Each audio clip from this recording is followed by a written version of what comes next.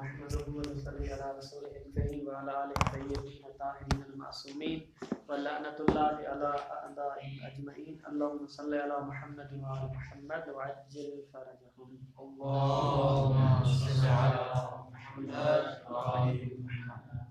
إذا تعدد الشرط واتحد الجزاء إلى آخره. کل تھوڑا سا ایک ٹکڑا رہ گیا تھا، لیکن اصل ہمارا مطلب یہاں سے شروع ہوگا کہ اذا تعدد الشرط واتحد الجزاء. اس پہ آنے سے پہلے کل والی جو عبارت تھی صرف اس میں ایک تطبیق رہ گئی تھی. آپ لوگ تھک چکے تھے، اس وجہ سے میں نے چھوڑ دیا. اللہ 5 منٹ لگ گئے تھے.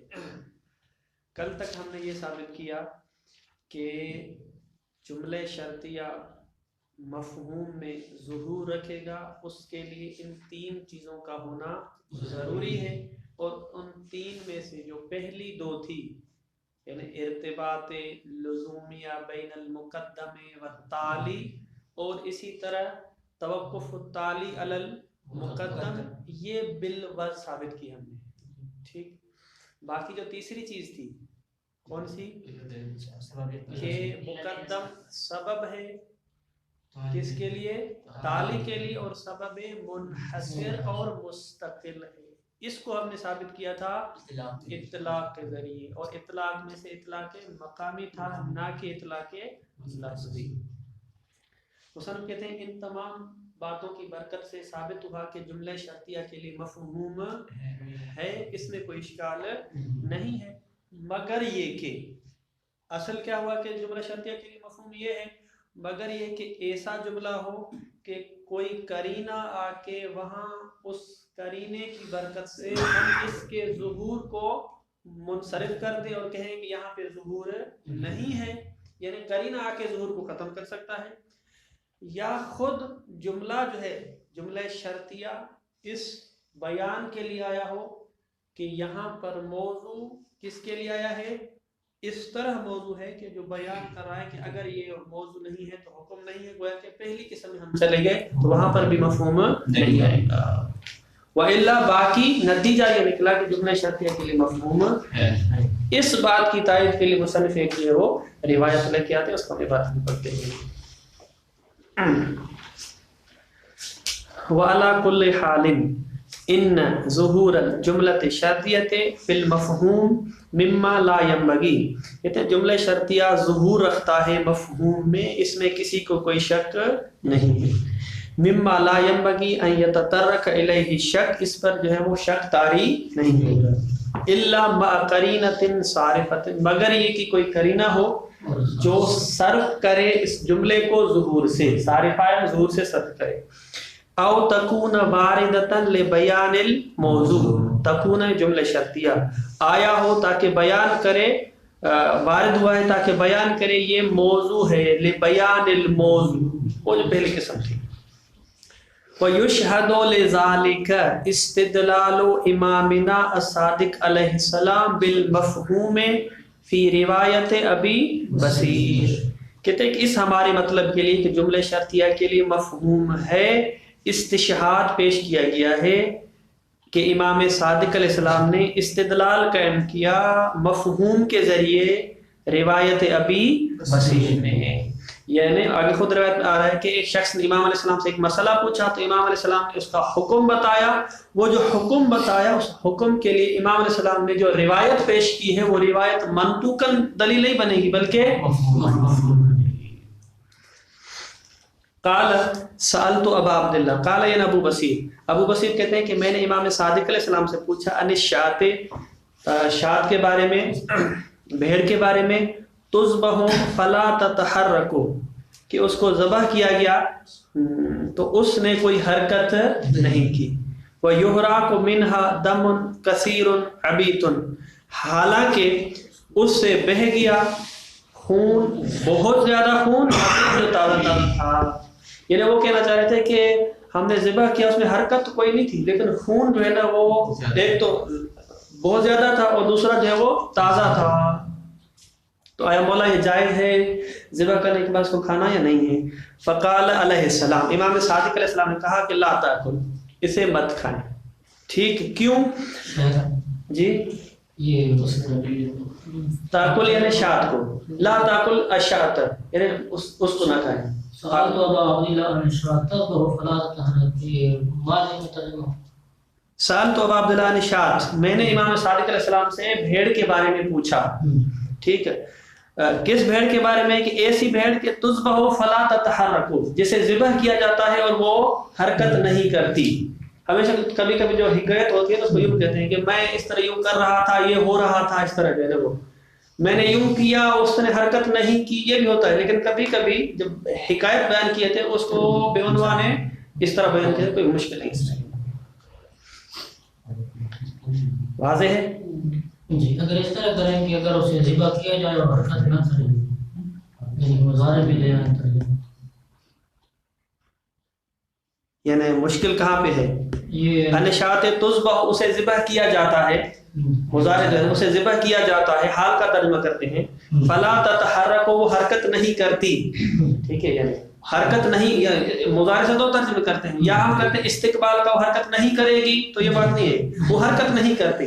مولا یہ ہو رہا ہے پھر یہ ہوتا ہے، اس طرح یہ ہو جائے نا، جیسے کسی کہانی ہمیشہ اس طرح کی کیا جاتا ہے. یہرا کا کیا ہے؟ یہرا کو یعنی بہہ جاتا ہے اس کا، یہرا کو منہا دمن، اس سے جو ہے کافی خون بہتا ہے. کثیر عبیت، عبیت یعنی تازہ. فقال علیہ السلام لا تاکل، اسے مت کھائیں. ان علی علیہ السلام، امام صلی اللہ علیہ وسلم نے حکم بیان کیا کیا؟ لا تاکل، اسے مت کھائیں. کیوں؟ کہ امام علی علیہ السلام کے بارے میں کہتے ہیں ان علی علیہ السلام کان یقولو، کہا کرتے تھے، فرمایا کرتے تھے، اذا رکضت الرجل اذا رکضت الرجل او طرفت العین فکل. کہتے ہیں کہ جب ذبح کرنے کے بعد وہ پاؤں ہلائے، ٹھیک ہے، وہ جس طرح حرکت کرنا، یہ رکضہ نہیں کہ رکضہ جو ہم کرتے ہیں معروف نہیں، رکضہ کیونکہ دوڑ کو کہتے ہیں نا، یعنی حرکت ہوتی ہے اس سے.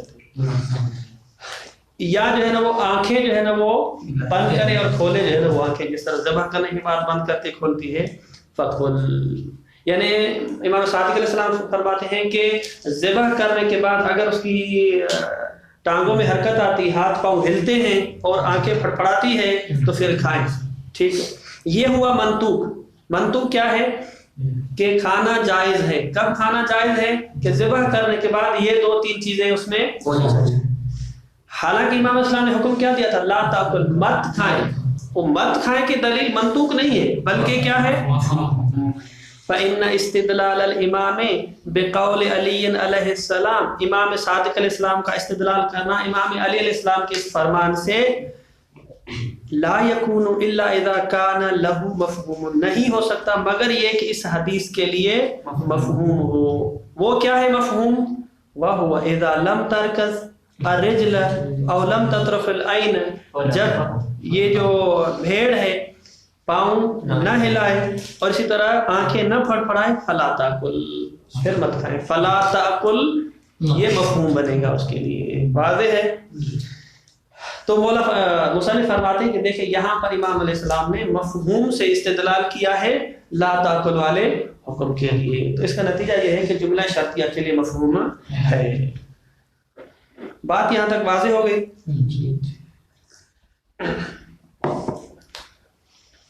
اب آتے ہیں اگلا مفہوم. مفہوم کیا ہے؟ اگلا موضوع کیا ہے؟ اذا تعدد الشرط واتحد الجزاء. جملہ شرطیہ کے بارے میں سوال یہ تھا کہ آیا جملہ شرطیہ کے لیے مفہوم ہے یا نہیں. جملہ شرطیہ میں اصل مطلب ہمارا یہ تھا، تو الحمدللہ ثابت ہو گیا جملہ شرطیہ کے لیے مفہوم ہے. یہ جو اگلی بحث آ رہی ہے یہ اس ہماری اصل بحث سے ملحق ہے، اس پر فرع ہے، متفرع ہے. اصل وہ بحث نہیں، یہ اس پر کیا ہے؟ اس کے لواحق میں سے، ملحقات میں سے. کیوں ملحقات میں سے ہے؟ کیونکہ اس وجہ سے کہ اگر ہم جملے شرطیہ میں مفہوم کے قائل نہیں ہوتے تو یہ بحث نہیں آئے گی. یہ اگلی جو بحث آ رہی ہے اس ہے ہی اس بنیاد پر کہ آپ جملے شرطیہ میں مفہوم کے قائل ہو جائیں. اگر قائل ہو جاتے ہیں تب یہ اگلی بحث ہے. اس وجہ سے اس کو کہیں کہ یہ اس کے لیے فرع ہے یا اس سے جو ہے وہ ملحق ہے. کیا ہے اگلی بحث؟ کہتے ہیں کہ ہمارے پاس دو جملے ہیں. ہمارے پاس دو جملے ہیں یا ایک جملہ ہے. نقطہ یہ ہے کہ اس میں شرطیں دو ہیں، جزا ایک ہے. شرط متعدد ہیں، 2 ہیں، 3 ہیں، 4 ہیں، لیکن جزا جو ہے وہ ایک ہے. تو آیا اس صورت میں اب کیا حکم ہوگا؟ کہتے ہیں کہ فرض کرتے ہیں، آپ جو ہے نا ہمیں ٹینشن میں نہ دے دیں، کہتے ہیں ایک مرتبہ وہ جو جزا ہے، ٹھیک ہے، مثال تعبیر شاید صحیح ہو یا صحیح نہ ہو، خاتون ایک ہے، شادی کرنے والے 3-4 ہیں، اب کیا کیا جائے؟ اس وجہ سے اس مقام سے مناسب نہیں ہے. مصنف کہتے ہیں کہ دیکھیں یہاں پر 2 صورتیں ہیں، شرط آپ 1 سے زائد 2 ہیں، 3 ہیں، 4 ہیں، جزا جو ہے نا وہ ایک ہے. ایک مرتبہ یہ جزا قابل تکرار ہے اور ایک مرتبہ یہ جزا قابل تکرار نہیں ہے. شرط متعدد ہیں، جزا ایک ہے. وہی جزا ہے پہلی شرط کے ساتھ، پھر دوسرا جملہ آیا یا وہی جملہ ہے، شرط اور ہے، جزا جو ہے وہی ایک ہے. تو اب کیا ہوگا؟ مصنف کہتے ہیں کہ مقام تصور میں آتے ہیں، ہم کہتے ہیں کہ 2 صورتیں ہیں. جزا قابل تکرار ہے، یعنی ممکن ہے کہ اس کو تکرار کیا جا سکے، یا ممکن ہے کہ اسے تکرار نہیں کیا جا سکتا. قابل تکرار ہے، قابل تکرار نہیں، 2 صورتوں سے خالی نہیں. اب اگر آتے ہیں کہ جزا قابل تکرار ہے، ٹھیک ہے، میں بورڈ پہ آتا ہوں تاکہ آپ کے لیے مسئلہ جو ہے وہ واضح ہو جائے. واضح ہے؟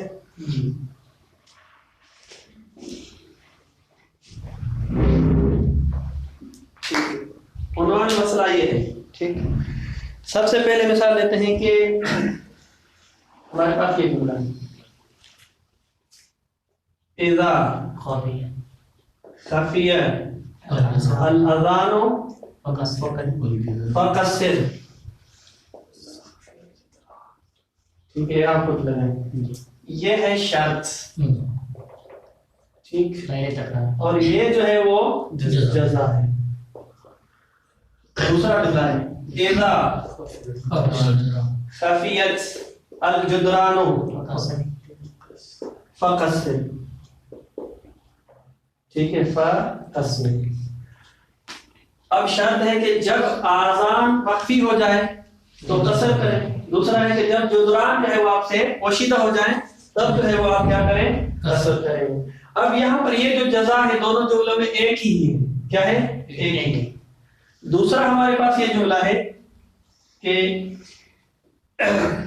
جب آپ مجنب ہو جائیں فغسل، ٹھیک ہے، یہی عبارت ہے. دوسری ہے اذا اجنبت فاغتسل، اذا اجنبت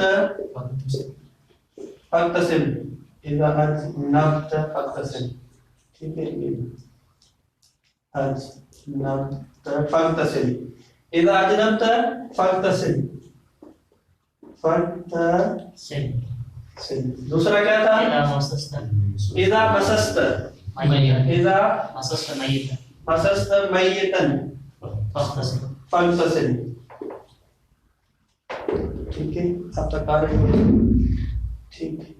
یہ 2 ہو گئی. ہمارے پاس ایک جملہ ہے کہ اس میں 2 شرطیں، آذان اور جدران کا مخفی ہونا، اور اس کے لیے ایک جزا ہے. یہ جو صلاۃ قصر ہے یہ قابل تکرار ہے، قابل تکرار نہیں ہے؟ قابل تکرار نہیں ہے، کیونکہ آپ کا وظیفہ تھا نماز پڑھے. جب آپ نے قصر کر دی نماز تو اب دوبارہ جو ہے نا وہ آپ کا وظیفہ ساقط ہو گیا. اب نماز جو ہے وہ جو آپ کا وظیفہ ختم ہو گیا، اب قابل تکرار نہیں ہے.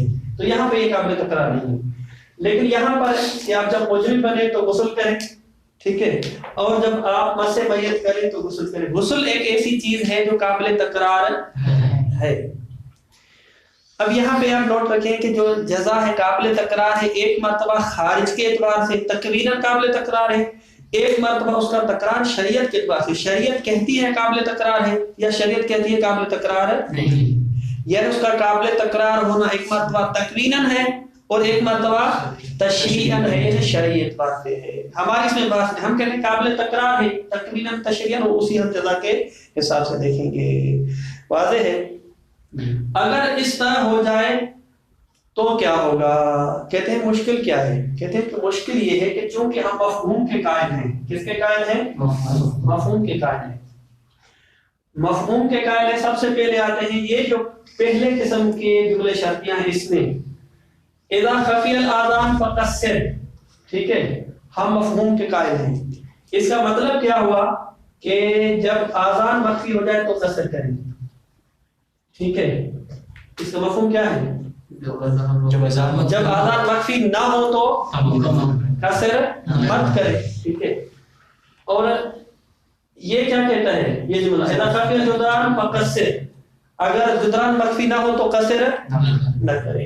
ٹھیک, اب آتے ہیں کہ یہ جملہ اس کا منطوق, آذان مخفی ہو گئی, بندہ ایک ایسی جگہ پہ جہاں پہ آذان سنائی نہیں دے رہی.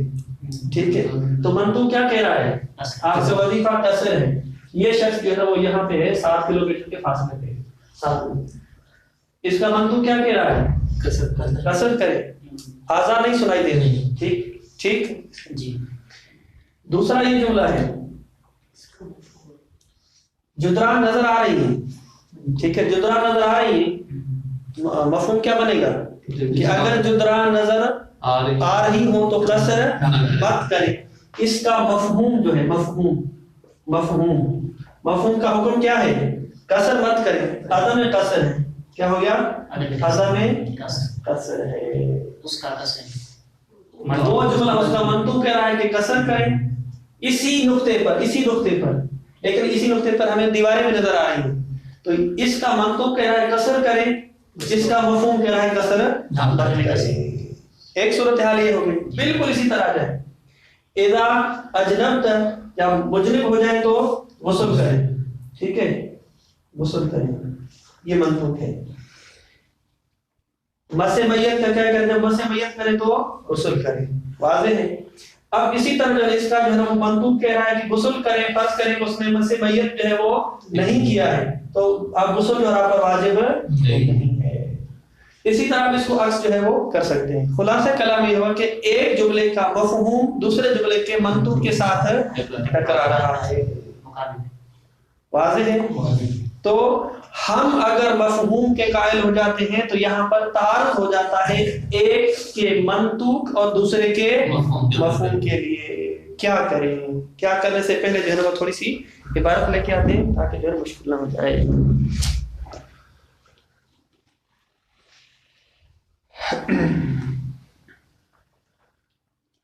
اذا تعدد الشرط واتحد الجزاء, شرط چند ہوں اور جزا ایک ہو. مصنف کہتے ہیں ومن لواحق مبحث مفہوم شرط, مفہوم شرط کے جو مبحث ہے اس کے ملحقات میں سے ہے. ٹھیک, کیوں ملحقات میں سے اس کی علت ہم نے بیان کی. مسئلۃ ما اذا وردت جملتان شرطیتان او اکثر, 2 جملے شرطیہ ہیں یا اس سے اکثر ہیں. یہ تو ہم نے 2 کی مثالیں, آپ 3 4 5 کی مثال دیکھ سکتے ہیں. وقد تعدد الشرط فیہما, ان دونوں میں شرط جو ہے وہ متعدد ہے. وکان الجزاء واحدا, جزا ایک ہی ہے. فقصر, وہاں پہ جو ہے نا وہ فقتصل, ایک ہی جزا ہے. مصنف فرماتے ہیں وہذا یقولا نحوین, یہ 2 قسم کے ہیں. کون سی چیز 2 قسم کی ہے؟ کہ شرط متعدد ہے اور جزا ایک ہے. ان یکون الجزاء غیر قابل للتکرار, جزا جو ہے وہ قابل تکرار نہیں ہے. نحو التقصیر فی السفر, جیسے کہ جو ہے وہ سفر میں قصر کرنا. فیما ورد اذا خفی الاذان فقصر واذا خفیت الجدران فقصر. نمبر 2 ان یکون الجزاء قابل للتکرار کما فی نحو اذا اجنبت فاغتسل اذا مسست میتا فاغتسل. واضح ہے. یہ مثالیں ساری کو. اما النحو الاول, اسے کیا مراد ہے؟ قابل تکرار, جہاں قابل تکرار ہو, جہاں جزا قابل تکرار ہو, قابل تکرار نہ ہو. ٹھیک ہو. فَيَقَعُ فِيهِ التَّعَارُضُ بَيْنَ دَلِيلَيْنِ, کہتے ہیں کہ یہاں پر تعارض ہو جائے گا دونوں دلیلوں کے درمیان. بناءً علی مفہوم شرط, یہ دیکھیں یہ نقطہ واضح ہے کہ یہ ہم کہہ رہے ہیں تعارض واقع ہو جائے گا. اس میں اساسی شرط یہ ہے کہ ہم مفہوم کے قائل ہیں, تب آئے گا. اگر ہم مفہوم کے قائل ہیں تو پھر تعارض نہیں ہوگا. لیکن مصنف کہتے ہیں کہ ولیکن التعارض انما هو بین مفہوم کل منہما ما منطوق الاخر. دوبارہ آتا ہوں بورڈ پہ. دیکھیں یہ دو دلیلیں ہیں. ایک دلیل نمبر یہ ہے, دلیل نمبر 1, اور یہ دلیل نمبر 2. یہ جو تعارض ہے آیا دونوں کے منطوقوں کے درمیان ہے. اذا خفی الاذان فقصر اذا خفی الجدران فقصر. مصنف کہتے ہیں نہیں, یہ 2 دلیل ہیں. ایک دلیل کا منطوق, دوسری دلیل کا مفہوم. میں نے یہاں پہ اس کو بے عنوان منطوق لیا تھا اور اس کو بے عنوان مفہوم لیا تھا. یہ بالکل اس طرح نہیں کہ آپ پہلے کا ہمیشہ منطوق لیں دوسرے کا مفہوم لیں. آپ اس کے عکس بھی کر سکتے ہیں. ہو سکتا ہے اس کے واضح ہے. دلیل سے مراد دونوں مثالیں. دلیل سے مراد یہ ہے اذا خفی الاذان، یہ دلیل نمبر 1 ہے. اذا خفی الجدران، یہ دلیل نمبر 2 ہے. دلیل وہی ہے روایت آیت جی وہ جو شرطیں ہیں. ہاں دو جو شرطیں ہیں. حسن تو ان دونوں میں تقابل بھی تو ہے نا مثالوں میں. وہاں خفی الاذان ہے یا خفی الجدران ہے. اس وجہ سے تو تعارض ہو گیا نا. ہم نے کہا ہے کہ یعنی مفہوم اور منطوق کے حوالے سے تعارض ہے. یہ تو منطوق میں بھی ہے. منطوق میں کیسے ہے؟ مثلا وہاں کہہ رہے ہیں کہ اذا خفی الاذان فکسر، اور یہاں کہہ رہے ہیں اذا خفی الجدران فکسر. کیا ہوا؟ کوئی مشکل نہیں ہے. الفاظ چینج مطلب تو منطوق کا وہی. نہیں، ہم کہتے ہیں تعارض کا مطلب ہے کہ تعارض ہمیشہ احکام میں ہوتا ہے. ٹھیک ہے، احکام میں جب تعارض ہوتا ہے مولا نے ایک بات ادھر سے کی ایک بات ادھر سے کی، کوئی اس میں جو ہے وہ مشکل نہیں ہے. مشکل کب ہے کہ جب ہم جو ہے ایک کا منطوق لے لیں اور ایک کا جو ہے وہ مفہوم لے لیں. دونوں منطوق کے درمیان تعارض نہیں ہوگا. اذا خفی الاذان دونوں میں حکم کسر کا گیا نا. کسر کا حکم ہے. دیکھیے اس طرح ہم تعارض کب ہوگا کہ یہ دلیل کہہ رہی ہے اس نقطے پر کسر کریں، یہ دلیل کہہ رہی ہے کہ نہیں ابھی تو دیواری نظر آ رہی ہے. مثلا سعودی ٹاور لگا ہوا ہے اس طرح مینار پاکستان ہے فرض کریں. آپ کی مثال مجھے ذہن میں نہیں ہے جو دور سے نظر آئے.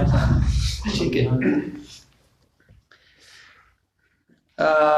ولكن التعارض انما هو بين مفهوم كل منهما یا من الدلیلین ما منطوق الاخر كما هو واضح فلا بد من التصرف فيهما باحد وجهين.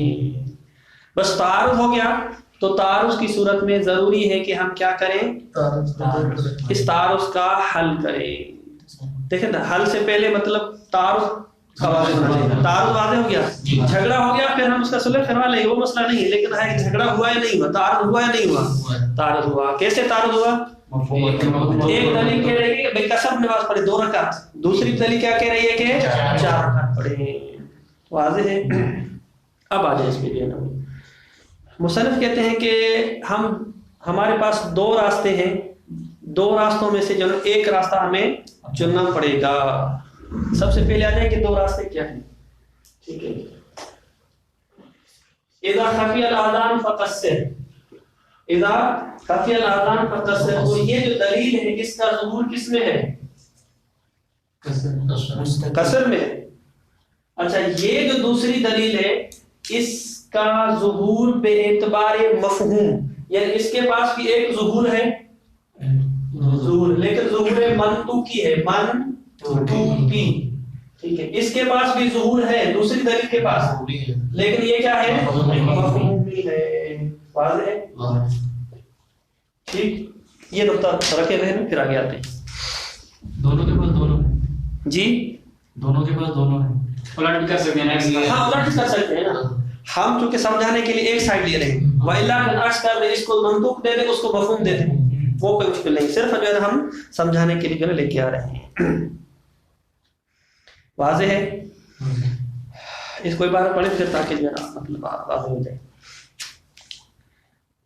فلا بد من التصرف فيهما بأحد وجهين. فيهما یعنی فی دلیلین. بأحد وجهين. تصرف کی 2 ہمارے پاس صورتیں ہیں، ان میں سے کوئی ایک صورت ہمیں اختیار کرنی ہوگی. الوجه الاول ان نقید كل من الشرطين من ناحيه ظهورهما في الاستقلال بسببيته. ذلك ظهور الناشئ من الاطلاق كما سبق الذي يقابله التقييد بالعطف بالواو فيكون الشرط في الحقيقه هو المركب من شرطين وكل منهما يكون جزء السبب والجملتان تكون حينئذ الى اخره. پہلا ہم تصرف کیا کریں گے؟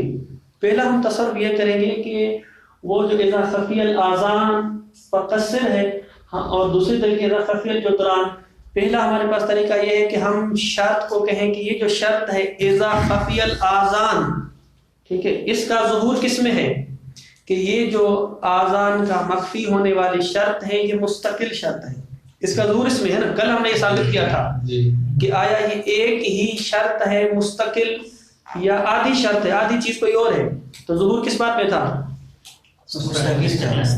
دوبارہ کل کے درس میں ہم نے کیا کہا تھا کہ یہ جو سبب ہے یہ سبب منحصر بھی ہے اور سبب مستقل بھی ہے. اذا خفی الاذان، اذا خفی الاذان اس کا ظہور کس میں ہے کہ یہ جو آذان ہے یہ شرط مستقل ہے. یہ کیا ہے؟ شرط مستقل ہے. اس کا مطلب ہے کہ یہ وحدہ کافی ہے اس قصر والے حکم کے لیے. یہ کافی ہے کہ جب جو ہے وہ آذان مخفی ہو جائے، یعنی قصر والے حکم کے لیے یہ شرط مستقل ہے. اس جملے کا ظہور اس بات میں ہے. صحیح ہے. اب ہم آتے ہیں اس ظہور میں کیا کرتے ہیں؟ تصرف کرتے ہیں. جملے کا ظہور کس بات میں تھا کہ اذان والی شرط مستقل ہے، ظہور تھا اس میں. ہم اس ظہور میں تصرف کرتے ہیں اور کہتے ہیں کہ نہیں، یہ جو اذان ہے یہ شرط مستقل نہیں بلکہ جزء شرط ہے.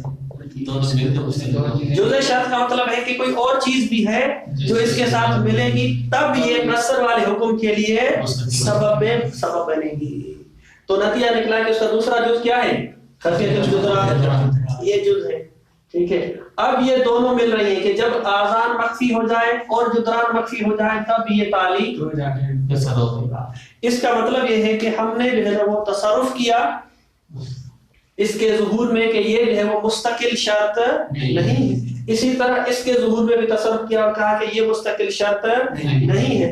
گویا کہ مولا نے کہا تھا ایک جو ہے یہ جملہ یوں ہے اذا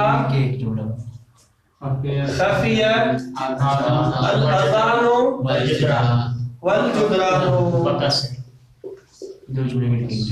دو جملے مل کے ایک بنتے تھے کہ جب آذان بھی نہ سنائی دے اور دیواریں بھی نظر نہ آئے تب قصر کریں. تو لہذا اب کوئی ٹکرار نہیں. اس کا مضمون کیا ہے؟ آپ اگر ایک ایسے نقطہ پہ ہیں، یہ 7 نمبر نقطہ، اس نقطے پہ ہیں جہاں پر آذان جو ہے وہ مخفی نہیں ہے، ٹھیک ہے، یا جدران مخفی نہیں ہے، کوئی ایک بھی اگر چلی جائے تو وہ ہے کہ مرکب حاصل نہیں ہوگا نا. جب مرکب حاصل نہیں ہے تو اس کا مطلب ہے کہ یہاں پہ قصر نہیں ہے. تو یہاں پر ہم نے تصرف کیا ہے. کس چیز میں تصرف کیا ہے؟ یہ نقطہ ہم آ رہے ہیں تعارض کو ختم کرنے کے لیے کیا کام کر رہے ہیں؟ وہ جو جملے شرطیہ ظہور رکھ رہا تھا کہ یہ اذا خفی الاذان، آذان والی شرط مستقل ہے، اسی طرح وہ جو جملہ خفی الجدران یہ والی شرط مستقل ہے. اس ظہور فی الاستقلال میں ہم نے تصرف کیا اور کہا یہ مستقل نہیں ہے بلکہ جزء شرط ہے. جب جزء شرط ہے تو گویا کہ مل کے تو لہذا تعارض ہے وہ ختم ہو گیا. تعارض واضح ہے. ایک ہمارے پاس یہ ہے، ایک ہمارے پاس آیا یہ ہے کہ ہم ظہور نقطہ لکھ لیں. ہم جو تصرف کر رہے ہیں وہ تصرف کس نقطے پر ہے؟ تصرف فی ظہور الاستقلال. استقلال میں جو اس کا ظہور تھا کہ یہ شرط مستقل ہے، الگ سی آذان یہ شرط مستقل ہے، اس جملے میں جدران یہ شرط مستقل ہے. ہم نے تصرف کر کے کہا کہ نہیں یہ شرط مستقل نہیں بلکہ جزء شرط ہے. ایک ہمارے پاس راستہ یہ ہے، ٹھیک. دوسرا راستہ یہ ہے کہ ہم آ جائیں جب کوئی بھی شرط آتی ہے، کوئی بھی شرط اذا خفی الاذان، آذان جب مخفی ہو جائے، آیا قصر کے لیے یہ جو قصر حکم تھا، یہ حکم تھا نا تعلیم، یہ جو تعلیم حکم کے اس کے لیے یہ جو شرط آئی ہے، آیا یہ شرط منحصر ہے یا اس کا کوئی بدیل ہے؟ تیسرا جو ہم نے نقطہ کہا تھا سبب منحصر، تو ہم نے ظہور کے ذریعے ثابت کیا تھا. اطلاع کی برکت سے ہمارے پاس ایک ظہور پیدا ہوتا ہے کہ جب بھی شرط آ جائے تو اس سے مراد شرط منحصر ہے. اس سے مراد کیا ہے؟ شرط منحصر ہے. یعنی اس کا مطلب ہے کہ اس قصر کے لیے صرف اور صرف خفی الاذان ہے. اس طرح تھا، اس وجہ سے ٹکراؤ پیدا، اور اس قصر کے لیے خفی الجدران ہے تو ٹکراؤ پیدا ہو گیا. اگر یہ منحصر ہے تو اس کا مطلب ہے کہ پھر یہ نہیں ہے، ٹکراؤ ہو گیا تھا. اگر ہم اس انحصار والے جو ظہور تھا اس میں تصرف کرتے ہیں، یعنی دونوں مستقل ہیں خود. دیکھیں مستقل والی بات یہاں پہ اس کا چیپٹر ختم ہو گیا، مستقل والا چیپٹر ختم ہو گیا. اب تعارض کیسے ہو رہا ہے؟ تعارض وجہ سے ہو رہا ہے کہ دیکھیں اذا خفی الاذان قصر کا حکم جو ہے وہ خاص ہے کس کے ساتھ؟ آذان کے مخفی ہونے کے ساتھ. واضح ہے. اس کا مطلب کیا ہے کہ بھائی یہ جو قصر ہے کسی اور مورد میں نہیں ہوگی، فقط اس اذان کے مخفی ہونے پہ ہی ہوگی. اس اذان والے حکم میں ہم آتے ہیں کہتے ہیں کہ یہ جو جملہ کہہ رہا تھا کہ اذا خفی اس میں ظہور ہے کہ یہ شرط اس کے لیے مستقل ہے, یہ شرط اس کے لیے مستقل ہے, منحصر ہے. ہم آ کے تصرف کرتے ہیں کہتے ہیں کہ نہیں یہ جو ظہور ہے یہاں پہ خراب ہو جاتا ہے, بلکہ ہم کہتے ہیں کہ نہیں اذا خفی الاذان اس کا ایک اور بدیل بھی ہے. اس کا اور بدیل ہے وہ کیا ہے؟ آذان اگر آپ کو مخفی نہیں ہوتی ہے جدران مخفی ہو جاتی ہے, جدران مخفی نہیں ہوتی آذان مخفی ہو جاتی ہے, اس کے جو بدیل میں ہے تو پھر وہاں پر کسر ہو سکتی ہے. واضح ہے؟ کسر نہیں ہوگی, ایک موجود ہے شرط ایک نہیں ہے تو کسر نہیں ہوگی. اب دیکھیں نا, فرض کریں کہ ہاں اذا خفی الاذان شرط ہو گیا ہے کسر کے لیے, اذا خفی الاذان کیا کریں گے؟ کسر. ٹھیک ہے. دوسرا ایسا مورد ہے کہ یہ جو خفی الجدران کسر ہو گیا. اب ایسے مورد پہ پہنچتے ہیں جہاں پر جو ہے نا وہ اذان بھی جو ہے ادھر ہے اور جدران بھی مخفی ہے, تو پھر اب کسر کس وجہ سے؟ کہتے ہیں کہ جو پہلے مخفی ہوا ہے اس کو دیں گے. اگر ایک ساتھ مخفی ہوئے تو پھر کسی کی طرف بھی ہم نسبت دے سکتے ہیں. واضح ہے؟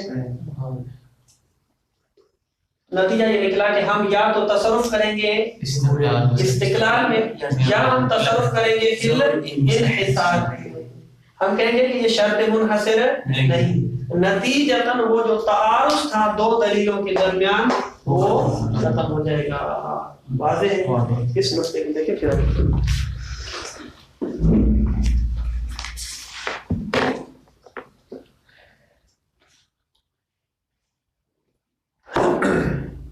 الوجہ الاول ان نقید کل من الشرطین کہ ہم مقید کریں قید لگائیں دونوں شرطوں میں سے ہر ایک کو من ناحیت ظہورہما فی الاستقلال بسببیت, کہ یہ جو دونوں شرطیں تھیں اذا خفی الاذان اور اذا خفی الجدران, یہ دونوں شرطیں تھیں, اس کو ہم مقید کر رہے ہیں بن ناحیت ظہورہما, کہ یہ دونوں شرط ظہور رکھ رہی تھیں کس چیز میں؟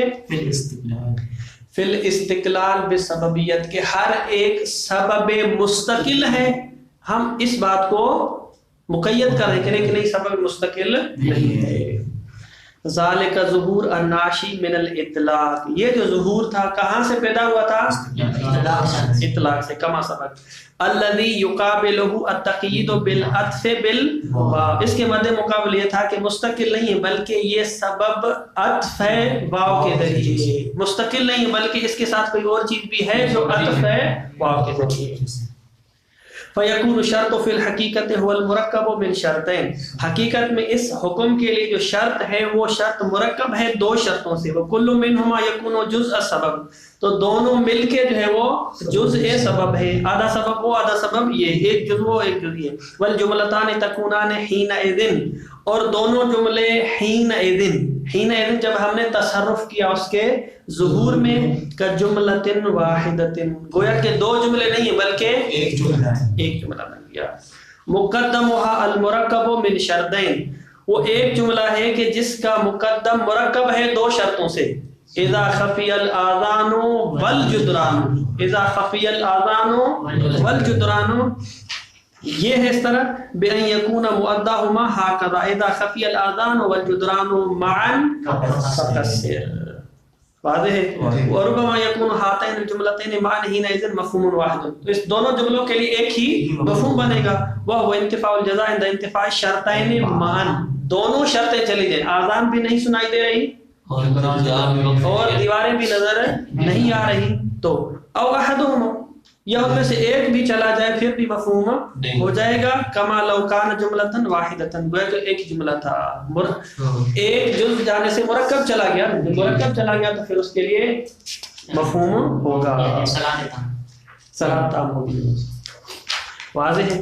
الوجہ الثانی, دوسری وجہ ہے ان نقیدہما من ناحیت ظہور ما فی الانحصار, ان نقیدہما, ہما کے لیے کہا جا رہی ہے یہ دونوں شرطوں کو ہم مقید کر رہے ہیں ظہورہما فی الانحصار, چونکہ ان کا ظہور تھا, یہ ظہور رکھ رہی تھی کس میں؟ انحصار میں, ہم اس کو مقید کریں گے. ذالک ظہور الناشی من الاطلاق, یہ ظہور جو ہے وہ پیدا ہو رہا تھا اس اطلاق سے, المقابل لتقید بأو, جو کس کے مد مقابل تھا؟ اس تقیید کے کہ جو او کے ذریعے بیان کی جاتی. اذا خفی الاذان او الجدران، وہاں پہ اذا خفی الاذان والجدران، یہاں پہ او کے ذریعے. وحین اذن جب ہم تصرف کر رہے ہیں ناحیت ظہور فی الانحصار کے عنوان سے، یکون الشرط احدہما علی البدلیت، تو شرط جو ہو جائے گی ان میں سے ایک ہو جائے گی لیکن علی البدل، آذان مخفی ہو جائے تب بھی کام چلے گا، نماز کا اثر پڑے. اور اسی طرح جدران مخفی ہو جائے تب بھی جو ہے وہ ان میں سے کوئی ایک بھی، کوئی ٹینشن نہیں ہے. آپ یہ سوال کر رہے تھے کہ بھائی اگر آذان مخفی ہے لیکن جدران مخفی نہیں ہے، کہتے ہیں کوئی مسئلہ نہیں، ایک بندہ تو ہے نا، اس طرح کہتے ہیں کہ بھائی ایک بندہ ہے، اس سے کام ہمارا چل جائے گا. وحينئذ يكون الشرط احدهما على البدلية او الجامع بينهما على ان يكون منهما مصداقا له. یہ یہاں پہ ایک نقطہ ہے، یا تو علی البدل اس کو لے لیں، کہیں کہ اذا خفی الاذان او الجدران، اس طرح بنے گا فقصر. یا جو ہے ہم کہہ رہے ہیں کہ نہیں، ان دونوں کا ملا کے ایک ہم جامع بیان کرتے ہیں. کیا بیان کرتے ہیں؟ جامع. وہ جامع جب متحقق ہوگا تب بھی جو ہے وہ حکم قصر آئے گا. جامع ہو سکتا ہے، جامع عقلی ہو سکتا ہے، جامع عرفی ہو. جامع عرفی مثلا کیسے مان حنفی مثال میں کیسے بنائیں گے؟ اذا خفی الاذان اور خفی الجدران میں جامع کیسے بنائیں گے؟ ایک جامع جامع کا کیا دوسرا اذا خفی الاذان. جامع کا مطلب ہوتا ہے کہ آپ ایک ایسی عبارت پیش کریں کہ جس کے اندر دونوں آ جائیں. جامع اس کو کہتے ہیں، دونوں آ جائیں. وہ کیا ہے؟ اذا وصلت الى حد ترخص، اذا وصلت الى حد ترخص. اب حد ترخص کہاں سے کیسے؟ آذان مخفی ہو جائے تب بھی حد ترخص ہے، جدران مخفی ہو جائے تب بھی حد ترخص ہے. گویا کہ ہم ایک جامع پیش کر رہے ہیں، جامع کے دو فرد ہیں. یہ جامع حد ترخص کب متحقق ہوگا؟ یا تو اذان والے فرد میں، یا جو ہے وہ جدران والے فرد میں. کوئی مشکل نہیں. او الجامع حينئذ يكون شرط احدهما او الجامع، اس احد پہ عطف ہے. او الجامع بینهما ان دونوں شرطوں کو، الا يكون منهما مصداقا له، اس جامع کا مصداق اس جامع کا فرد بنے. وذلك حينما يمكن فرض الجامع بینهما. مصنف کہتے ہیں یہ جامع والی صورت، یعنی یہ جو تیسری صورت ہے، مستقل منحصر پھر بدلیت کی بات کی طرف تیسری جو بات کہتے ہیں، یہ اس صورت میں کہ جامع فرض کرنا ممکن ہو. یعنی یہ جو دو فرد ہیں، دو شرطیں ہیں، یہ بالکل آپس میں نقیض نہ ہو. نقیض ہو تو اس کے لیے کوئی جامع بنے گا؟ نہیں بنے گا. ممکن ہو اس کے لیے جامع فرض کرنا. مثلا کہتے ہیں ولو عقلا ممکن نہیں، عرفی اعتبار سے، تسامحی اعتبار سے، جیسا کہ ہم نے حد ترخص بنایا ہے، تو بھی مشکل نہیں ہے. وذلك حينما يمكن فرض الجامع بينهما ولو كان عرفيا، یعنی ولو كان الجامع عرفيا. مصنف نے کہا یہ دو راہ حل ہیں ہمارے پاس. کتنے راہ حل ہیں؟ دو راہ حل ہیں ہمارے پاس. یہ جو دو راہ حل ہیں، ان دو راہ حل میں سے، دو راستوں میں سے کس راستے کو اختیار کریں؟ دیکھیں تعارض واقع ہو گیا جی. آ جائیں، شروع سے آ جائیں، میرے ساتھ رہیں، شروع سے آ جائیں. شروع میں مطلب کیا تھا؟ شرط متعدد ہیں اور جزا ایک ہے. مصنف کا دو صورتیں ہیں، یا جزا قابل تکرار نہیں ہے یا قابل تکرار ہے. اب ہم پہلے کس نقطے پر ہیں کہ جزا قابل تکرار نہیں. جزا قابل تکرار نہیں ہے تو لہذا تعارض ہو گیا نا. پہلی دلیل کہہ رہی ہے قصر والا حکم جو ہے وہ جاری ہوگا، دوسری دلیل کا مفہوم کہہ رہا ہے کہ قصر والا حکم جاری نہیں ہوگا. ایک دلیل کا منطوق دوسری دلیل کے مفہوم کے ساتھ تعارض کر رہا تھا، تو لہذا اس تعارض کا حل کیسے کیا جائے؟ مصنف کا اس تعارض کو حل کرنے کے لیے ہمارے پاس دو راستے ہیں. یہ جو دو شرطیں ہیں، ان دونوں شرطوں میں ان کے دو ظہور ہیں جی.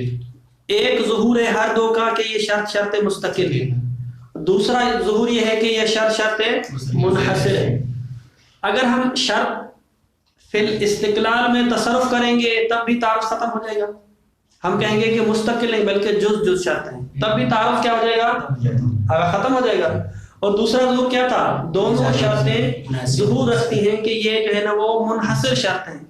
ہم آتے ہیں اور تو کہتے ہیں نہیں جو ہے نا وہ اس ظہور سے ہاتھ اٹھاتے ہیں اور کہتے ہیں کہ اب شرط منحصر نہیں ہے بلکہ شرط علل بدلیت ہے، لہذا اگر ہم اس ظہور میں تصرف کریں گے تب بھی تعارض ختم ہو سکتا ہے۔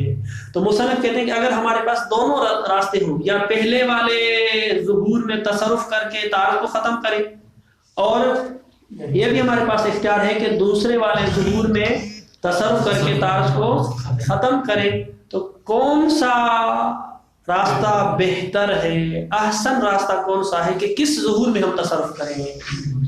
اگر امر دائر ہو جائے کہ یا وہ راستہ چنیں یا یہ راستہ چنیں، کیونکہ ظہور میں تصرف کرنا گویا کہ اچھی بات تو نہیں ہے نا، یعنی آپ تصرف کر رہے ہیں، آپ تصرف کرنے کا مطلب ہے کہ دلیل کا جو ہے نا وہ آپ ستیہ ناش کر رہے ہیں، گویا کہ دلیل کا لب و لہجہ بدل رہے ہیں۔